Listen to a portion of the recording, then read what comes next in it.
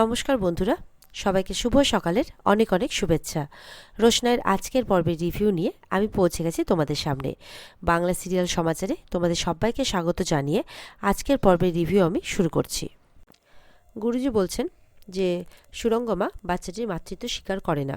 সে রটিয়ে দেয় যে সুদর্শনা আর আসল রঞ্জন প্রসাদের অবৈধ সন্তান হচ্ছে সেই মেয়েটি।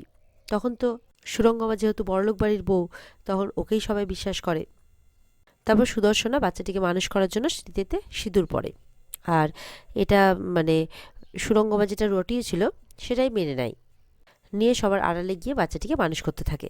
এরপর তো রোশনাই অস্থির হয়ে ওঠে যে বাচ্চাটিকে জানার জন্যে। তখন রঞ্জন প্রসাদ বলে যে বাচ্চাটি রোশনাই, যে আজকে নয়নতারা। তখন তো এটা শুনে অবাক হয়ে যায় রোশনাই।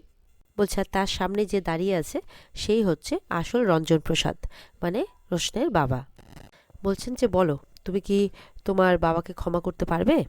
তখন রোশনাই বলছে তার মানে আমি সুরঙ্গমার মেয়ে, আমি রাখবো না, আমি আমার এই জীবন কিছুতেই রাখবো না, এরকম বলছে। তখন বলছে এরকম বললে কিভাবে হবে, তুমি এটা কেন ভুলে যাচ্ছ যে তুমি পণ্ডিত রঞ্জন প্রসাদেরও মেয়ে। তখন রোশনাই গিয়ে রঞ্জন প্রসাদকে জড়িয়ে ধরে বাবা বলে। বলছে আমার খুব ইচ্ছে করতো সুদর্শনের সাথে দেখা করতে, আমার মেয়ের সাথে দেখা করতে, তাদের মুখটা একবার দেখতে, কিন্তু আমি তখন নির্বাসনে চলে গিয়েছিলাম, আমি তখন সন্ন্যাস জীবনযাপন করছিলাম। বলছে কেউ যদি জানতে পারতো যে আমি বেঁচে আছি তাহলে আমাকে মারতে আসতো। তবে এটার ভয়ে যে আমি তোমাদের সাথে দেখা করিনি, তোমাদের দায়িত্ব নেইনি, সেটা নয়। আমি জানতাম যে একদিন আমার মেয়ে আমার কাছে ঠিক আসবে, আর সেই দিন আমি তাকে মেয়ের পরিচয় দেব। সুদর্শনাকে এদিকে সুরঙ্গমাকে এদিকে অঞ্জন বলছে যে কি ব্যাপার, তুমি কি চাইছো বলো তো? বলছে যে আমি এইটুকুই চাই যে আপনি এখান থেকে চলে যান নিজেকে বাঁচাতে। আপনি না গেলে আপনার বিপদ হবে। যদিও বা আমি আপনার ছাত্রী নই, আমি আসল রঞ্জন প্রসাদের ছাত্রী, তবুও বলবো যে আপনি চলে যান। বাবা বলছে যে আমি চোখের সামনে অঞ্জন প্রসাদকে রঞ্জন প্রসাদ আর রঞ্জন প্রসাদকে অঞ্জন প্রসাদ হতে দেখেছি আর কি। এখন রঞ্জন প্রসাদ ফিরে এসেছে সমস্ত আটঘাট বেঁধে, আর এখন তারই রঞ্জন প্রসাদ হওয়ার পালা, আর আপনার অঞ্জন প্রসাদ হয়ে ফিরে যাওয়ার পালা। আর এই অদল বদলে সব থেকে বড় সাক্ষী হচ্ছে আমি। এবার তো অঞ্জন বলছে যে তুমি আমাকে এই বিপদে ছেড়ে যেও না, ভুলে যেও না, তোমার বিপদেও কিন্তু আমি তোমার পাশে ছিলাম। তখন সুরঙ্গমা বলছে আমি তো আপনাকে বললাম যে আমি বাকি জীবনটা সত্যের পথে কাটাতে চাই। সুরঙ্গমা বলছে আপনি তো কাজটা ভালো করেননি, কারণ রঞ্জন প্রসাদ হচ্ছে গুরুজি, আসল গুরুজি যে, সে তো নৃত্যশিল্পী, একজন অনেক বড় মাপের নৃত্যশিল্পী। উনি একজন অত্যন্ত পারদর্শী নৃত্য শিক্ষক। একটা সময় আমার ওনার প্রতি অনুরাগ জন্মেছিল, আর আমি সুদর্শনাকে সহ্য করতে পারতাম না, কারণ উনি সুদর্শনাকে প্রশ্রয় দিতেন বেশি, আর সুদর্শনা মনে মনে ওনাকে ভালোবেসে ফেলেছিল। কোনো কিছুকে ভাগ করে নিতে আমি ঘেন্না করি, তাই আমি ওরকম ব্যবহারটা করেছি। এই জন্য আপনি যখন রঞ্জন প্রসাদ হয়েছিলেন আমি আপত্তি করিনি, এমনকি আপনি যখন আসল রঞ্জন প্রসাদকে নির্বাসনে পাঠিয়েছিলেন তখনও আমি আপত্তি করিনি। আর আজকে যখন উনি সর্বশক্তি নিয়ে ফিরে এসেছেন তখন আমার কোনো কিছুই নেই যে আমি আপনার সাথে থাকবো। এখনো যদি মনের গভীরে আমি কাউকে ভালোবেসে থাকি তাহলে সেটা হচ্ছে রঞ্জন প্রসাদ, সুরঙ্গমা বলছে। সুদর্শনার প্রতি রাগে হিংসায় দেশে আমি এমনটা করেছি, কিন্তু এখন তো সুদর্শনা নেই, উনি একা, উনি তো আমাকে আর এখন ফেরাবেন না। যখন আসল লোকটা এসে গেছে তখন এই নকল লোকটার কাছে আমি থাকবো কেন, যার সমস্ত কিছু চুরি করা? এখন ওনার সময় এসেছে ওনাকে ওনার সমস্ত কিছু ফিরিয়ে দেওয়া। আর সত্যি কথা বলতে আপনাকে এখন গুরুজি বলতে আমার ঘেন্না লাগে। আমার জীবনে একজনই গুরুজি ছিলেন, আর সেটা হলেন রঞ্জন প্রসাদ। তো অঞ্জন প্রসাদ বলছে মনে রেখো তুমি কিন্তু আমার সাথ দিলে না। তখন সুরঙ্গমা বলছে একদিন আমার সামনেও না একটা দীর্ঘ লড়াই ছিল, তাতেও আপনি আমার সাথ দেননি। যখন আপনি নির্বাসনে পাঠিয়েছিলেন রঞ্জন প্রসাদজিকে, আমি কতটা গভীরভাবে দুঃখ পেয়েছিলাম ওনার নির্বাসনে যাওয়ার জন্য, সেটা আপনি বুঝতেই পারেননি। ও বলছে যাই হোক, আপনি এখন বিপদে আছেন, আর আপনার সাথে বেশি সময় কাটিয়ে আমিও বিপদে পড়তে চাই না। তাই এই বলে সুরঙ্গমা চলে যায়। আর অঞ্জন কিন্তু অবাক হয়ে যায় সুরঙ্গমার কথা শুনে। এদিকে তো রোশনাই সবকিছু শোনার পর বলছে আমি এদের কাউকে ছাড়বো না, আমি এদের মুখোশ টেনে খুলে দেবো। ঠিক যেভাবে আমাকে আর আমার মাকে দীর্ঘদিন কষ্ট দিয়ে গেছে, আমি ঠিক সেই কষ্টটাই ওদেরকেও দেবো। এদিকে রঞ্জনজি বলছেন যে সত্যি আজকে যদি সুদর্শনাকে আমি আমার স্ত্রী হিসেবে পেতাম তাহলে আমার জীবনটাও অন্যরকম হতো, কিন্তু সুদর্শনাকে না পেলেও আমি রোশনাইকে পেয়েছি, আমার মেয়েকে পেয়েছি, তাই ওর জীবনটা আমি একেবারে গড়ে দেব। আর ওদিকে রোশনাই তার বাবাকে জড়িয়ে ধরে কাঁদছে। পণ্ডিতজি বলছেন যে আমার হাতে হয়তো বেশি সময় নেই, কারণ আমার ভাই যে অঞ্জন, সে আমাকে মারার জন্য অনেক কিছুই করবে। আমি সামনে আসাতে এখন ওদের জীবনে সমস্ত সত্যিটা সামনে আসবে, এই ভয়ে হয়তো ওরা আমাকে টার্গেট করবে, সঙ্গে তোমাকেও। এদিকে রোশনাই বলছে হ্যাঁ, আমাকে জন্ম হয়তো সুদর্শনা গাঙ্গুলি দেননি, কিন্তু উনি আমার মা থাকবেন সব সময়, কারণ উনি আমাকে কষ্ট করে নিজে অপমান সহ্য করে আমাকে মানুষ করেছেন। আর যে আমাকে জন্ম দিয়েছে সে তো আমাকে ফেলে রেখে চলে গিয়েছিল। তাই আমার জীবনে সুদর্শনা গাঙ্গুলি যেরকম অস্তিত্ব ছিল সেরকমই থাকবে। আর বলছে যে আপনি আমার বাবা, যে ডাকটা ডাকার জন্য আমি ছোটবেলা থেকে অপেক্ষা করে আছি। তো এবার তো গুরুজি আবার বলছে, যাও নয়নতারা সেজে এসো। বলছে, আপনি এটা কেন করলেন গুরুজি? ওই মানুষটার সামনে গেলে আমি দুর্বল হয়ে যাই, আপনি এটা কেন করলেন? বলছে, এটা এই ক্ষেত্রে দুর্বল হলে চলবে না। তোমার জীবন আর অন্য মেয়েদের জীবন আলাদা। তোমাকে শক্ত হতে হবে, তোমাকে দুর্বল হলে চলবে না, নিজেকে প্রতিষ্ঠা করতে হবে তোমাকে। আর নয়নতারা রোশনের মতো দেখতে বলে ও যখন নয়নতারার সাথে দেখা করতে এসেছে, আমিও তখন দেখতে চাই যে ওর ভালোবাসার জোর কতটা। মানে আরণ্যক এসেছে আর কি গুরুজির সাথে দেখা করতে, তাই এইসব কথাবার্তা হচ্ছে। বলছে, ও তো মানে ও যদি ভালোবাসেও তো সেটা দেখে আপনি কি করবেন? তাছাড়া ও তো বিবাহিত, আমি কারো সংসার ভাঙতেও চাই না। বলছে, তোমার ঘর তো আগেই ভেঙে দিয়েছে, তোমার জন্মের আগে। তোমাকে তো প্রতিশোধ নিতেই হবে। রোশনাই বলছে, হ্যাঁ আমি জানি। তখন গুরুজি বলছে, দেখো আমি তো সারা জীবন বেঁচে থাকবো না, তোমাকে তো নিজের পায়ে প্রতিষ্ঠিত হতেই হবে। তাই আমি দেখতে চাই যে তার ভালোবাসার জোর কতটা, বিপদের দিনে সে তোমার পাশে থাকবে কিনা। রোশনাই বলছে, আমার জীবনে কেউ নেই। বলছে, মানুষের জীবনে কখন কি ঘটে যায় কেউ বলতেই পারে না। পণ্ডিতজি বলছেন, কার জীবনে কখন কি ঘটে যায় কেউ কি বলতে পারে? তাছাড়া তুমি তো বলেছো যে ওর স্ত্রীকে ভালোই বাসে না। এদিকে রোশনাই বলছে, হ্যাঁ, তাদের মধ্যে সম্পর্ক ভালো নেই, তার জন্য কোথাও না কোথাও আমিই দায়ী। এদিকে কথাবার্তার মাঝে রোশনাই তো চলে যায় নয়নতারার মতো সাজতে, আর আরণ্যক চলে আসে। এদিকে তো সুরঙ্গমা বাড়িতে আসার পর নীলাব্জ বলছে কিছু কথা আছে। সুরঙ্গমা বলছে, কেন, আমি বাড়ি ফিরে এসেছি, তুমি খুশি হওনি? তখন বলছে যে, দেখো, তোমার কারসাজিগুলো কিন্তু আমি সবই জানি। এমনকি বিগত 20-25 বছর ধরে তুমি কি কি করেছো আমি সবটাই জানি। সুতরাং আমার কাছে কিছু লুকিও না। আমি তোমাকে তোমার গুরুজির সাথে কথা বলতে একান্তেও দেখেছি। তো বলছে যে তুমি আমার গুরুজি সম্পর্কে, মানে গুরুজি রঞ্জনজির সম্পর্কে কোনো মন্তব্য করবে না। তো নীলাব্জ বলছে, তুমি আমাকে বলো যে তোমার ভবিষ্যৎ পরিকল্পনাগুলো কি কি? নীলাব্জ বলছে, নীলাব্জকে তো সাবধান করছে সুরঙ্গমা। তখন বলছে, আমাকে সাবধান করে কিন্তু কোনো লাভ হবে না, কারণ বিগত 20-25 বছর ধরে তুমি যা করেছো সবটাই কিন্তু আমার জানা। তো সুরঙ্গমা তো নীলাব্জকে বলছে, তুমি কি বলতে চাইছো? নীলাব্জ বলছে যে, এক কথা বারবার শুনতে তোমাকে ভালো লাগে? তখন আবারও সুদর্শনের কথা বলছে। তখন মানে সুরঙ্গমা বলছে, তুমি এসব গুজব কথাবার্তা বলছো। বলে, না গুজব না, আমি তো সবটাই জানি তোমার কীর্তি কাহিনী। এদিকে তো পণ্ডিতজি রোশনাইকে লড়াই করতে বলছে নিজের জন্যে। বলছে, যতদিন আমি তোমাকে দেখিনি ব্যাপার আলাদা ছিল, এখন যখন দেখেছি, যখন দুজনে দেখা হয়েছে, তখন তোমাকে এই কথা রাখতেই হবে। তো যাই হোক, যাওয়ার আগে এই সমস্ত কথা বলার মানে পরেই আগেই এই সব কথাবার্তা বলছিল আর কি, তারপরেই রোশনাই সেখান থেকে চলে যায়, আরণ্যক সেখানে আসে। এদিকে তো গুরুজি আসেন। গুরুজি আরণ্যককে বলছে যে, আমি জানি তুমি আমার মেয়ের সাথে দেখা করতে এসেছো, কিন্তু বাবা হিসেবে আমার জানা দরকার যে তোমার কি দরকার আছে। তো এবার আরণ্যক বলছে যে ও খুব ভালো নাচে। তখন বলছে, এটা বলার জন্য তুমি সরাসরি বাড়িতে চলে এলে? বলে, না, আসলে ওর সঙ্গে একজনের খুব মিল। তখন ভেতর থেকে রোশনাই কিন্তু নয়নতারা সেজে চলে আসে। এরপর কিন্তু রোশনাই ভেতর থেকে বেরিয়ে আসে আর বলছে না। তখন তো আরণ্যক দাঁড়িয়ে যায় আর রোশনাইকে দেখতে থাকে। রোশনাই এমন আবভাব করছে যেন চেনেই না, ও সত্যি সত্যি আলাদা একটা মানুষ। এরপর তো আরণ্যক অবাক হয়ে দেখতেই থাকে এদিকে রোশনাইকে, কিন্তু রোশনাই তো আভাব আলাদা করছে। তখন এদিকে মানে রঞ্জনজি বলছেন আর কি, যে দেখো, এই পৃথিবীতে অনেকের সঙ্গে অনেকের মিল থাকে, তার মানে এই নয় যে, মানে কি বলবো, তুমি নিশ্চয়ই মিল খোঁজার জন্য আসোনি শুধুমাত্র এই বাড়িতে। অর্ণব বলছে, যার সঙ্গে মিল সে মারা গেছে। তখন গুরুজি বলছেন, হ্যাঁ জানি তো, সেই জন্যই তো তুমি আমার আশ্রমে গিয়েছিলে, তাহলে তুমি একই কথা কেন বলছো? আরণ্যক বলছে, আপনি বলেছিলেন যে উনি আপনার মেয়ে, সত্যি কি আপনার মেয়ে? তখন বলছে, এই বিষয়ে কি তোমার কোনো সন্দেহ আছে? গুরুজি বলছেন, আর যদি সন্দেহ থাকেও তো তার কারণ। এদিকে আরণ্যকের কথা শুনে বলছে, ও হ্যালো, আমি না কোনো রোশনাই টোশনাই নই, ঠিক আছে? আমার ব্যাপারে কথা বলছেন আর আমি জানি না যে কি কথা হচ্ছে। তখন আরণ্যক কিন্তু মনে মনে বলছে, গলার স্বরটা তো রোশনের মতো, কিন্তু আদব কায়দা কথাবার্তা একদম ওর মতো নয়, ও একদম এইভাবে কথা বলে না। এবার তো রোশনাই বলছে, চা খাবেন? তারপর গুরুজিও বলছে, না না, কিছু খাবেন, বসুন বসুন। আরণ্যক চুপ করে আছে। আরণ্যক বলছে, না আমার খিদে নেই। গুরুজিকে বলছেন যে, একটা কথা আপনাকে ক্লিয়ারলি বলি, আপনার আর অঞ্জন প্রসাদের সম্পর্কটা কি? তখন গুরুজি বলছেন, আমরা যমজ ভাই। তখন আরণ্যক বলছে যে, এদিকে রোশনাইয়ের সাথেও কিন্তু ওর অনেকটা মিল আছে। তো আরণ্যক বলছে, এত মিল কি করে?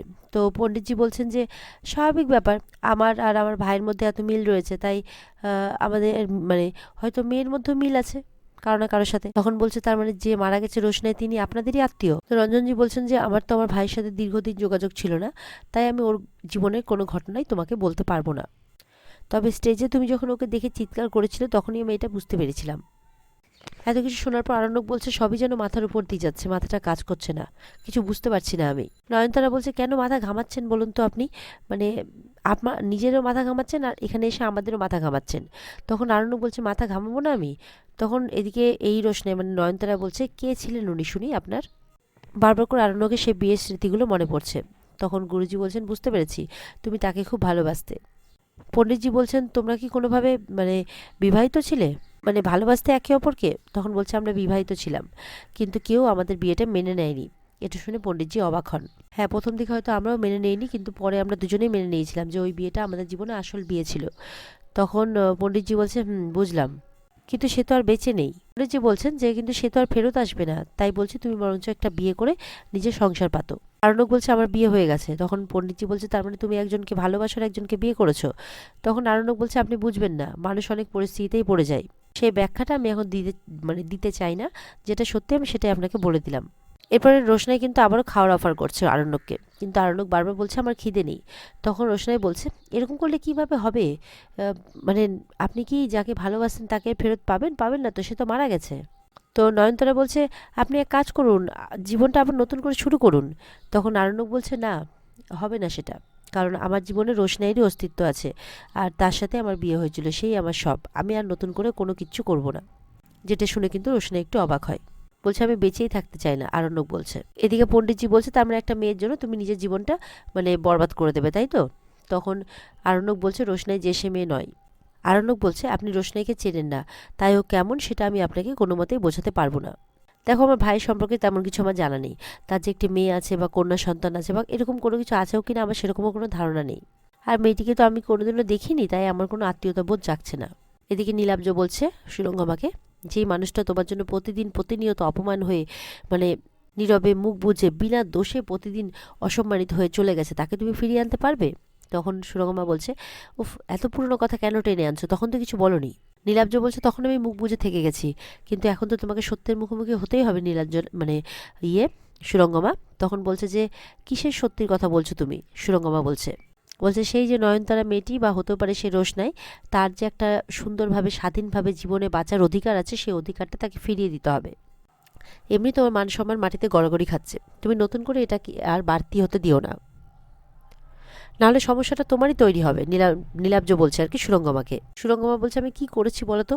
ইনফ্যাক্ট আমি তো গুরুজিকে এটাও বলে দিয়েছি যে তাকে আমি কোনো সাহায্য করব না। বলছে তোমার এই কথাটা যদি আমি বিশ্বাস করতাম তাহলে আমার থেকে সুখী এই পৃথিবীতে কেউ হতো না। তো এদিকে সুরঙ্গমা বলছে যে সে কোনো কৈফিয়ত দেবে না, কিন্তু সে যেটা ভুল করেছে তার প্রায়শ্চিত্ত সে করবে। আর এদিকে রোশনাই বলছে যে তুমি যদি তোমার সমস্ত প্রশ্নের উত্তর পেয়ে গিয়ে থাকো তাহলে প্লিজ এখান থেকে যাও। তখন আরণ্যক বলছে একটা রিকোয়েস্ট আছে, যদি আপনি কিছু মনে না করেন তো আপনার কাছে আমি মাঝে মধ্যে আসতে পারি?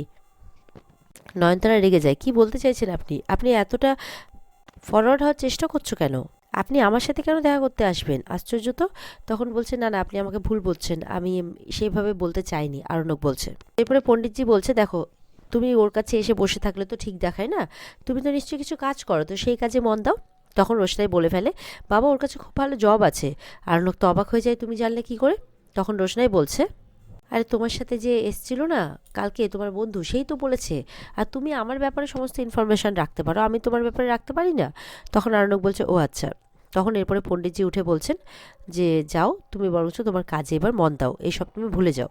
যে হারিয়ে গেছে সে তো আর ফিরে আসবে না, নিজের স্মৃতিকে আঁকড়ে রেখে সেই তুমি সামনের দিকে তাকাও আর নিজের স্ত্রীকে ভালোবাসো। তো এরপরে যাই হোক আরণ্যক চলে যাচ্ছে, তখন রোশনাই বলছে খেয়ে যাও। তখন বলছে না, মানে বাবা বলে যে বাড়িতে অতিথি এলে না খাইয়ে ফেরাতে নেই, বাড়ির অমঙ্গল হয়, আর তুমিও না বারবার করে এই বাড়িতে এসো না, বুঝতে পারলে?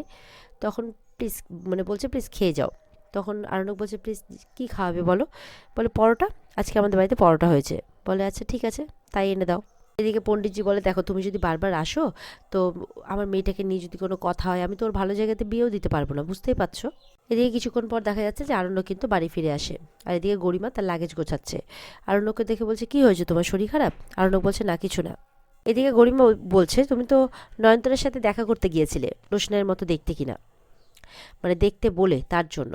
তো তুমি আমাকে বলেছিলে না তুমি আমাকে মানে একটু নিজেকে সময় দিতে চাইছো তুমি, তো আমি ভেবে দেখলাম যে আমি তোমাকে আর সময় দিতে পারছি না। বলে আমি চলে যাচ্ছি। বলে কোথায় যাবে?